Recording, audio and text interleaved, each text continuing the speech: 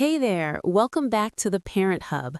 I'm Alex, your fellow New York dad, navigating the wild world of parenting three energetic kids, ages 10, 8, and 5. If you're here, chances are you're dealing with those epic meltdowns that turn a simple grocery run into a full-blown crisis. You know the drill. Your little one drops to the floor in the middle of a crowded store, screaming over a denied snack or toy. You try the calm voice, the logical talk. Hey, we can get it next time. But it just amps them up more. Sound familiar? You're not alone and you're not failing. But here's the truth bomb that's going to change everything for you today. That stay calm advice you've heard a million times, it's actually making things worse in ways you never imagined. Stick with me for the next 17 minutes because I'm breaking down the brain science behind these storms, why your instincts are backfiring, and a simple 4-step method that flips the script from chaos to calm fast. By the end, you'll have tools to handle any tantrum like a pro, plus real stories from families just like yours. Trust me, if you watch this all the way through, you'll see why this approach isn't just a quick fix, it's a lifelong game changer for your kids' emotional health. Let's dive in and reclaim your peace. First, let's unpack why those well-meaning parenting strategies, like kneeling down, using a soothing tone, and validating feelings, often blow up in your face. Picture this. You're in a busy Manhattan Target, juggling bags and a shopping list. Your 4-year-old spots a shiny toy and demands it. You say no, and boom, they're on the floor, red-faced, kicking and wailing. Your heart races, but you remember the books. Stay regulated, empathize. So you crouch low, keep your voice steady, and say, I see you're really upset about the toy, but we can't get it today. Feels right, doesn't it? But instead of calming down, they scream louder, thrash harder. Why? Because underneath that calm exterior, your body is broadcasting stress signals your child picks up like a radar. Your pulse is up 20 beats, your muscles tense, even if you're smiling. And kids, they're wired to mirror that. It's called mirror neurons, these special brain cells that copy your nervous state in seconds. If you're internally freaking out, even if hiding it, their brain thinks, Dad's stressed, this must be a real threat, so they escalate to match. It's not defiance, it's biology. Studies from places like Harvard's Center on the Developing Child show this direct link. When a parent's cortisol spikes during a child's outburst, the kid's stress hormones follow suit almost instantly. You're trying to teach calm, but your body is teaching panic, and over time, this trains their brain to melt down bigger next time because big emotions get big reactions. But don't worry, we're fixing this today. Keep watching because the shift starts with understanding your role in the cycle. To really get this, let's zoom into your child's brain during one of these moments. When they hear no to that toy or cup color, it's not just disappointment, it's a full amygdala alarm. The amygdala is that tiny, almond-shaped part of the brain that screams, danger, like a fire alarm. In kids under 7, it's super active, while the prefrontal cortex, the logical, let's think this through part, is still under construction until their mid-20s. So during a tantrum, blood flow shifts away from reasoning to survival mode. They literally can't snap out of it or hear your words. It's an amygdala hijack. In research from the American Psychological Association confirms it. Young kids in this state lose access to choice. It's pure instinct. Now, here's the twist. Your brain detects their distress and triggers your own hijack. Fight or flight kicks in. Heart pounding, jaw clenching. Even if you sound calm, your body language, tense posture, quick breaths, signals unsafe to them. But flip that. When you truly regulate first, you create co-regulation, like emotional syncing.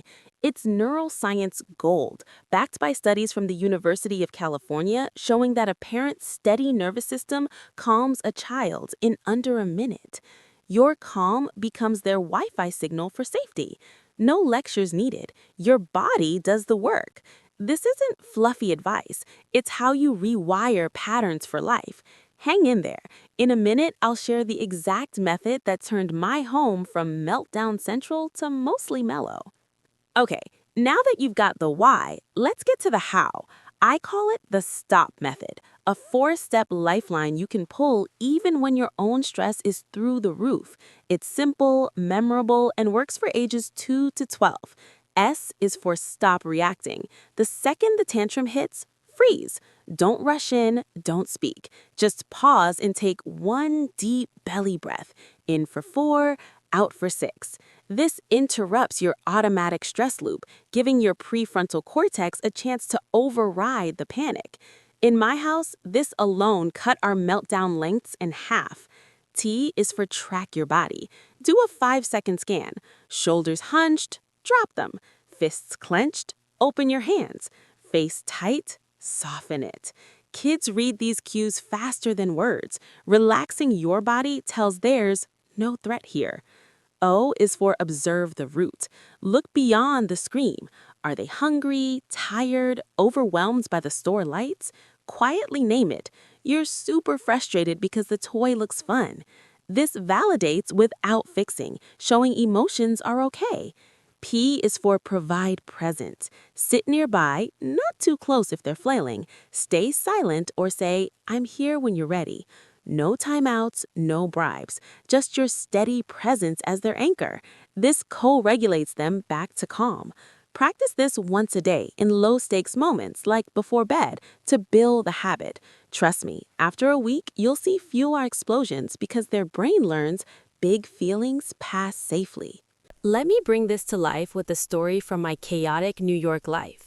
Last winter, my 5-year-old lost it at Central Park because his brother got the bigger snowball.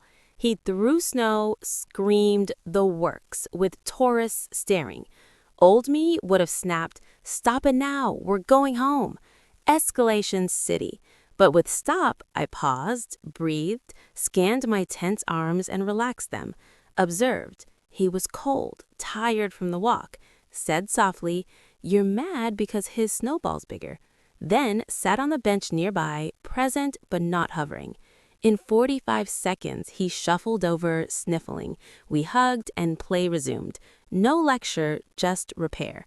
Another time at a subway stop, my 8-year-old melted down over a delayed train. Stop helped me stay grounded. She mirrored my calm, and we turned it into a game spotting ads. These aren't rare wins. Parents in my circle report the same. Tantrums drop 70% in a month. Add in self-care for you. A quick walk or meditation app keeps your router strong. Remember, consistency beats perfection. Of course, it's not always smooth. What if they hit during a meltdown? Block gently with your arm. Say, "I won't let hits happen," and step back. Maintain calm. In public, ignore stares. Your kid's brain matters more. Multiple kids? Regulate yourself first. You're the shared anchor. And if you slip and yell, repair later. "I got upset earlier. Sorry. Let's try better next time." Research from Yale's Child Study Center shows repairs build resilience faster than perfect parenting. This method isn't ignoring bad behavior, it's addressing the root so real learning sticks. Over time, your kids self-regulate better, talk respectfully, and handle frustration like pros. You're not just surviving tantrums, you're raising emotionally smart humans. You've got this. The STOP method is your new superpower. Try it today and watch the magic. If this hit home, subscribe to the Parent Hub for more real talk parenting wins, and comment your toughest tantrum trigger. I'll share tailored tips. Thanks for watching. You're building an amazing family. See you next time.